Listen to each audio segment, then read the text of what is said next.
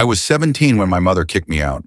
There was no argument, no shouting, no dramatic goodbye, just a suitcase on the porch and the sound of the lock turning behind the door.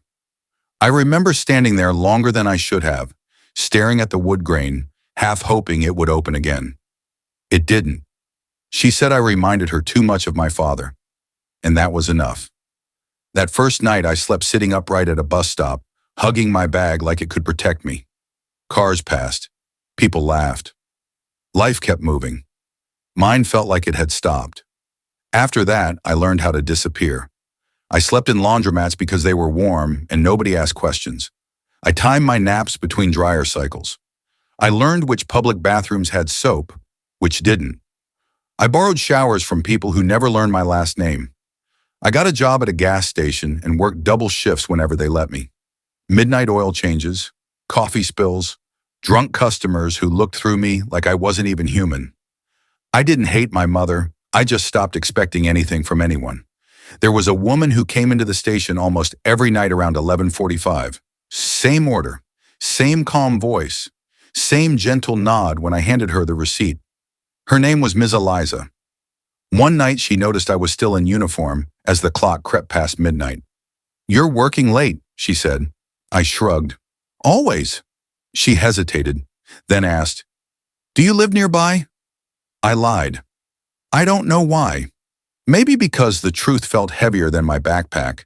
Maybe because saying nowhere out loud would make it real. She didn't press. The next night she came back with a sandwich wrapped in foil and a folded blanket under her arm. "I made too much," she said, placing them on the counter like it was no big deal.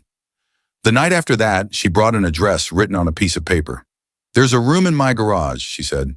"It's not much, but it's warm, no strings attached." I didn't answer right away. My hands were shaking. That garage became the first place that felt like home in a long time. It smelled like motor oil and dust, but it had a bed, a lamp, a door that closed and stayed closed.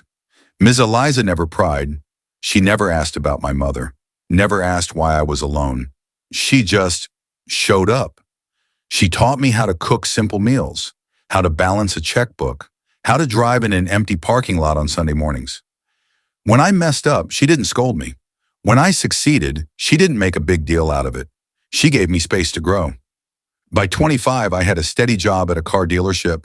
I wore clean shirts. I stood taller. I laughed more easily. I felt like maybe I had outrun the version of myself that slept in laundromats. Then one afternoon, I overheard a phone call I wasn't meant to hear. Ms. Eliza was behind the door, voice low, hands trembling. Mortgage, late payments, final notice. She never told me, never asked for help, never hinted, but I panicked. My chest tightened the same way it had when I was 17 on that porch. I couldn't lose her. I couldn't lose the only safe place I'd ever known. So I did something I swore I never would. I took money from the dealership's safe. Not all of it, just enough. I told myself I'd pay it back before anyone noticed. I didn't tell her. A week later, the police showed up at work. Customers stared. My manager wouldn't look at me. The room felt smaller by the second. I kept thinking maybe this was a mistake, but here's the part that still hurts to say.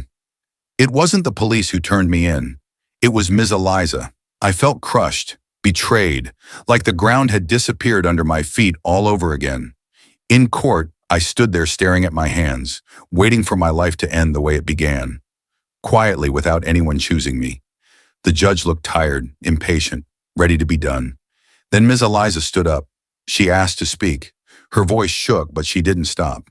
"Your Honor," she said, "I reported him not to destroy his life, but to save it. I took him in when no one would, but I won't let him become the thing we worked so hard to escape." She paid back the dealership, every dollar. I was given probation, community service, one final warning. I walked out of that courtroom ashamed and loved in a way I had never understood before. Years later, I opened my own auto shop.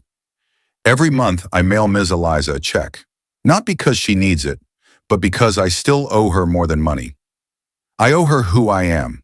The people who hold us accountable aren't always our enemies. Sometimes they're the ones who love us the most. You might miss out on our next interesting stories if you are not following us.